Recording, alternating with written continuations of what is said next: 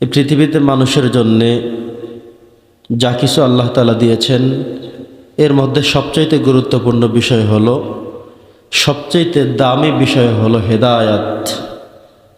নবী করিম সাল্লাল্লাহু আলাইহি সাল্লাম তার জীবনে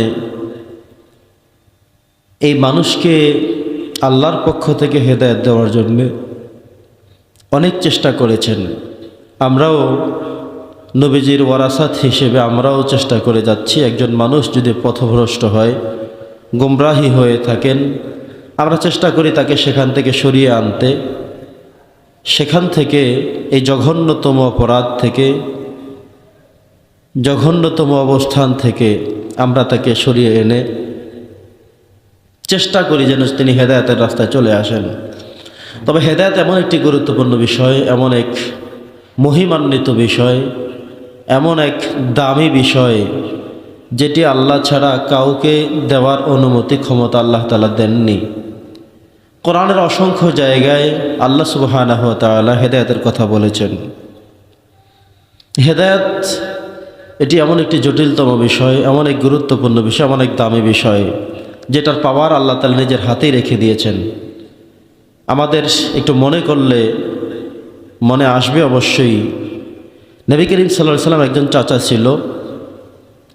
নবী করিম সাল্লাল্লাহু আলাইহি সাল্লাম এই চাচার কাছে তিনি যেন ইসলাম ধর্ম গ্রহণ করেন,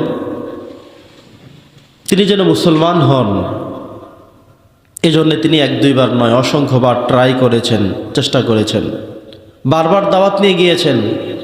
আশা করেছিলেন ওনার কথা ওনার চাচা শুনবেন, ইসলাম ধর্ম গ্রহণ করবেন, আল্লাহ তাআলা তাকে হেদায়েত নসিব করবেন। কিন্তু তিনি অসংখ্যবার চেষ্টা করলেন, এমনকি যখন তিনি মৃত্যুমুখী হয়ে গেলেন, মৃত্যুর পথযাত্রী হয়ে গেলেন,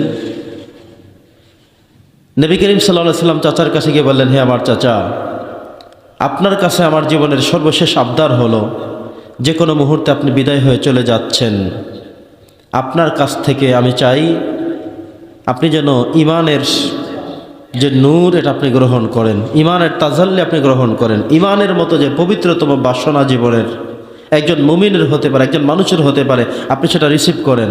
আমি আশা করি আপনি ইমান আনয়ন করবেন। নবী করিম সাল্লাল্লাহু আলাইহি সাল্লাম একবার দুইবার নয় অসংখ্যবার চেষ্টা করলেন, ট্রাই করলেন, বারবার আল্লাহর কাছে বলা শুরু করলেন, আল্লাহর কাছে নিজের চাচার জন্য হেদায়েতের দোয়া করলেন, চাচার কাছে হেদায়েতের জন্য বারবার গেলেন, বসলেন, উঠলেন, কত কিছুই না করলেন। কিন্তু আল্লাহ সুবহানাহু ওয়া তাআলা নবীজির চাচার জন্য হেদায়েত রাখেননি।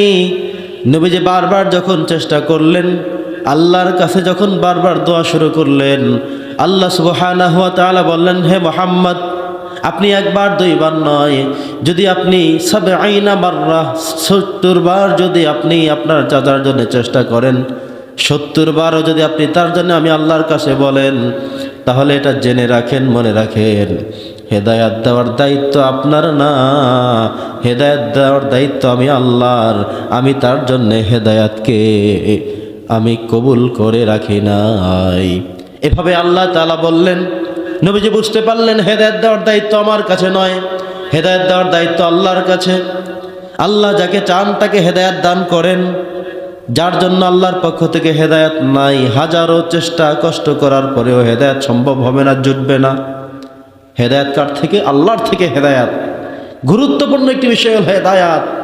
হেদায়েত একজন মানুষের যদি কপালে জুটে থাকে, তাহলে তিনি দুনিয়াতে হবে কল্যাণকামী এবং পরকালেও তিনি জান্নাতের মেহমান হবেন।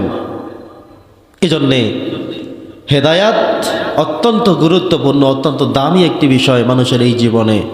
প্রিয় সুধী, প্রিয় উপস্থিতি, প্রিয় সামিঈন, আজকে আমরা হেদায়াতের উপরে সর্বোপরি 5টি গুরুত্বপূর্ণ বিষয়ে আপনাদের সমীপে কথা বলবো। প্রথম বিষয় হলো হেদায়াত দেওয়ার মালিক হলেন স্বয়ং আল্লাহ। নবীজি চেষ্টা করেছেন, অসংখ্যবার চেষ্টা করেছেন, বারবার করেছেন, কিন্তু আল্লাহ তাআলা বলেছেন যে আপনি একবার দুইবার নয়, আপনি যদি ৭০ বারও আপনার চাচার জন্য ইস্তেগফার করেন, দোয়া চান, ক্ষমা প্রার্থনা করেন, আমি আল্লাহ তাআলা তার জন্য হেদায়াত রাখিনি, তিনি হেদায়াত ভাগ্যে জুটবে না, তার হেদায়াত এমন এক গুরুত্বপূর্ণ বিষয় হলো হেদায়াত। আল্লাহু আকবার।